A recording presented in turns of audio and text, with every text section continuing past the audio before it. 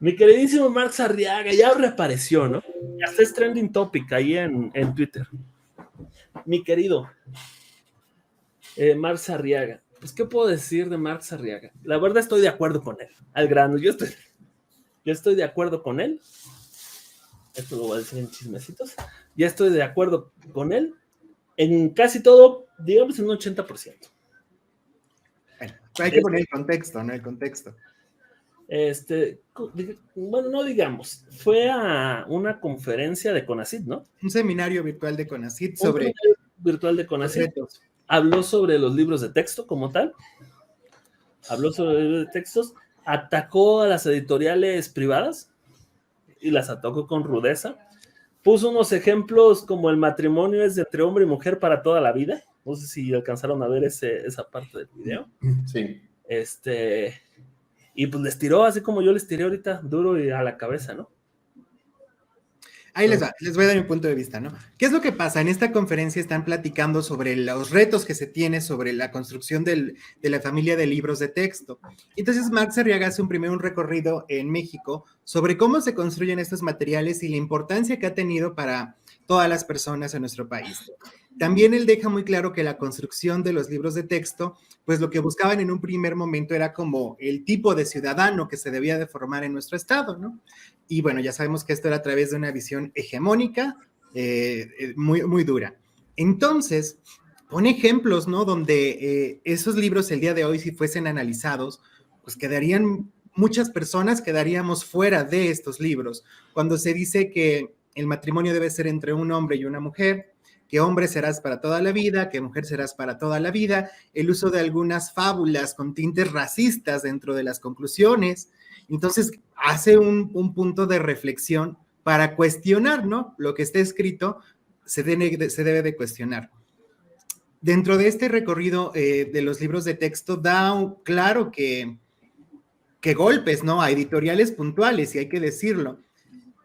Son las editoriales a las que mencionó, porque son 4 las que acaparan toda la venta de libros, ¿no? En nivel secundaria, SM, Santillana, Trillas, entre otras, y da pues puntos muy importantes, ¿no?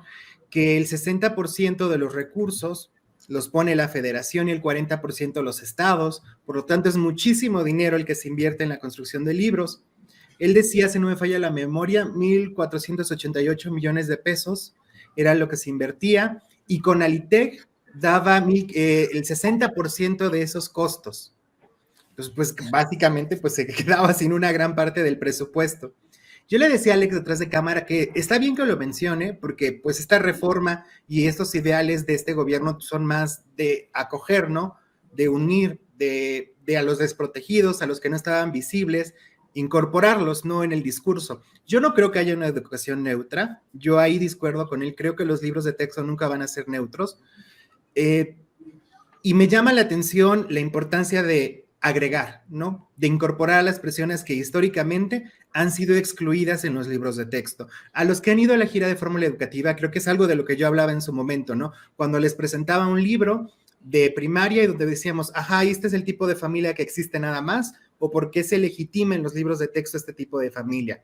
Cuando les mencionaba ejemplos, ¿no? Donde se reafirman estereotipos de género, donde hablábamos de que no están todas las personas con discapacidad o todas las personas originarias de pueblos indígenas representados en los libros de texto, creo que es algo que concuerdo con Marx Arriaga.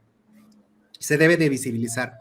A mí lo que me da miedo, y eso es como algo que yo le decía a Alex, creo que esto debe de abrirse a la pluralidad de opiniones, a la pluralidad de opinar, cuestionar, respetar. Pero si seguimos bajo esta premisa, ¿no? De que este va a ser el discurso único, pues entonces ya se vuelve hegemónico. Entonces sí creo que debe de ser un encuentro de análisis, un encuentro que acoja a todas las sociedades, y creo que el maestro debe de estar muy preparado para orientar a los estudiantes a través del trabajo por proyectos, que esta es una fuente de información, pero que no es la única. Pero si el maestro va a utilizar los libros de texto como una lección, ¿no? Como un eje a seguir, creo que se desaprovecha las bondades del trabajo por proyectos. Fue una participación en la conferencia, como bien lo mencionas, Edgar, se les fue duro a las editoriales, porque yo desconocí esos datos. Yo desconocí esos datos porque de todas las editoriales que hay unas que están abarcando un gran porcentaje, hablemos a nivel secundaria, ¿no? Porque pues las editoriales tienen propuestas para todos los niveles educativos, pero en el nivel de secundaria es donde pues se da un mayor índice de participación por parte de las editoriales. Y en ese sentido, o desde esa perspectiva, él sí fue duro el cómo se está abordando, el cómo se está planteando, y mencionaba algo increíble. Dice que hay editoriales que se están utilizando y no están avaladas por la Secretaría de Educación Pública. Eso es fuerte. Entonces, yo como director, yo como supervisor, ¿qué editorial es la que están utilizando en mi secundaria, no? En los maestros. Yo supervisor que en mi zona escolar están incorporados a algunas instituciones particulares, llámese colegios, llámese institutos, llámese todo esto. Oye, ¿con qué editoriales están trabajando en estas instituciones para que realmente se tenga se cuente con esa digamos que visto bueno por parte de la Secretaría? Entonces, sí fue poquito la participación, pero sí fue interesante. ¿Les parece que escuchamos los datos que él dio? A ver, Iván. Según esto apareció en una nota de periódico del Excelsior del Universal de la semana pasada, donde dice, consigna el Universal a una nota que le hacen al presidente de la CANIEM.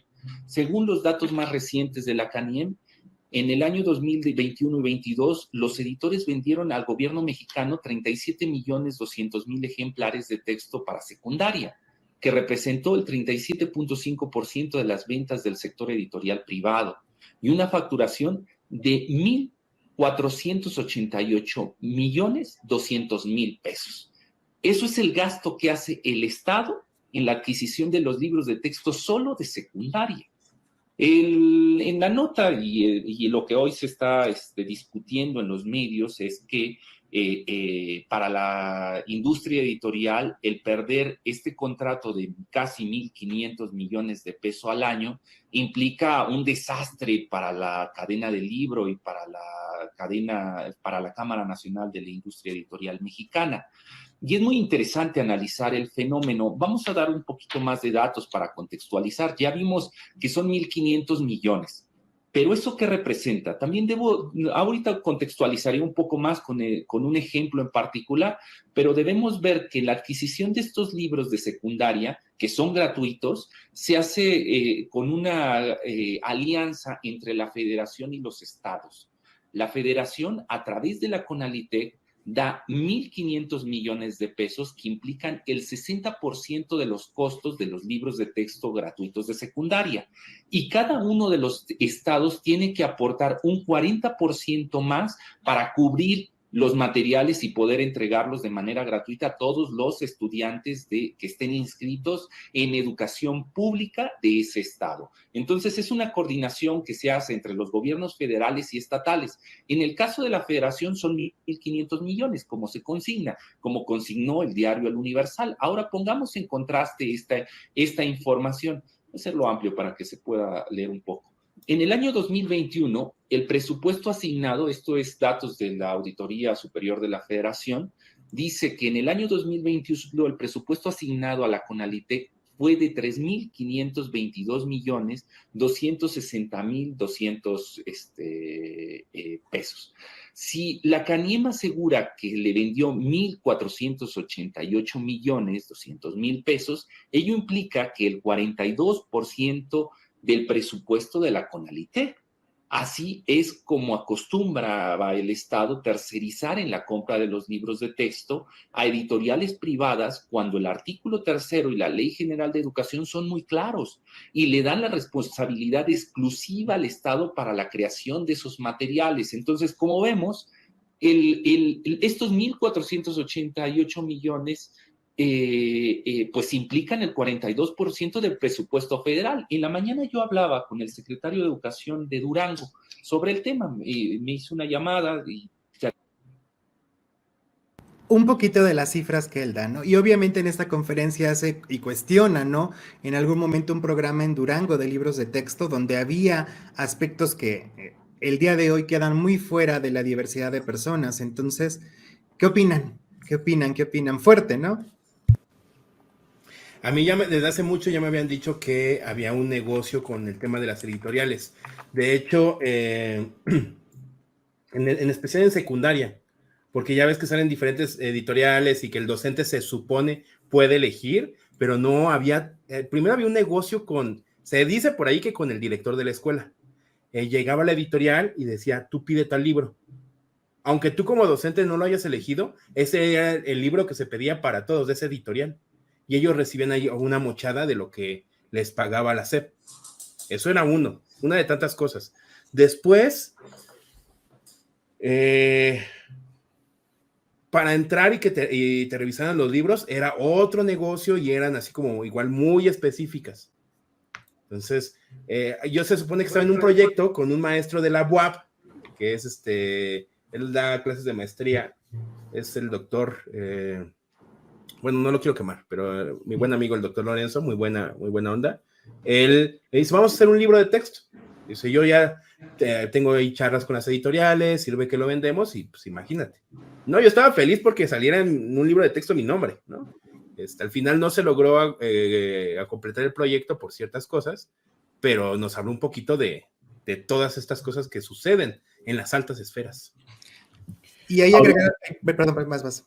Ahorita, bueno, anteriormente, lo que son las editoriales tenían esta comunicación que menciona Jaime, ¿no? Y somos realistas, sucedía con la Secretaría de los estados, con directores, demás. Pero ahorita muchos le están viendo difícil, Jaime, porque ya no hay. Es decir, anteriormente las editoriales recibían esta información previa, preliminar del plan de estudio 2022, ¿no? Y les permitía plantear una propuesta para presentarla y poderla incluir dentro de los libros de texto. Ahorita no hay. Ahorita es la misma información que sale y que nosotros difundimos en nuestras redes. Es la misma información que les está llegando a las editoriales de los libros de texto. Entonces, director, si usted trabaja en una secundaria, el próximo ciclo escolar, ver la propuesta, el planteamiento para primer grado en secundaria, hay que analizar qué es lo que proponen, porque la información que ellos tienen es la información que nosotros hemos compartido en redes sociales. Es decir, no hay una información, ahí te va previamente a ti para que prepares y luego ya, ahorita ya se está cortando ese vínculo, lo decía Marx Arriaga, ese favoritismo que se tenía o ese... Les están cortando las arcas. El darle la información con anticipación para que ellos presentaran una propuesta, ellos están recibiendo la información así literal, al mismo tiempo que nosotros, que los maestros, y sobre la marcha van trabajando. Entonces tienen que pensar en otras estrategias para poder seguir vendiendo sus productos y para tener un producto, una propuesta que les sirva y que les sea útil al final del día, que sea aplicable a los distintos centros, a las distintas escuelas. Pero sí, este año va a ser complicado. Vamos a ver qué proponen las distintas editoriales para el próximo ciclo escolar. Y también ahí en la conferencia agregaba, ¿no? Que en sexenios, en gobiernos pasados, eran 28 casas editoriales las que fueron evaluadas y aprobados sus libros de texto. Habrá que preguntar cuántos libros existieron que no estaban aprobados y hasta el momento no hay ningún editorial que esté aprobado con el Plan de Estudios 2022. Y ese es un dato muy interesante porque por ahí, pues hay ya muchos que dicen que sí, ¿no?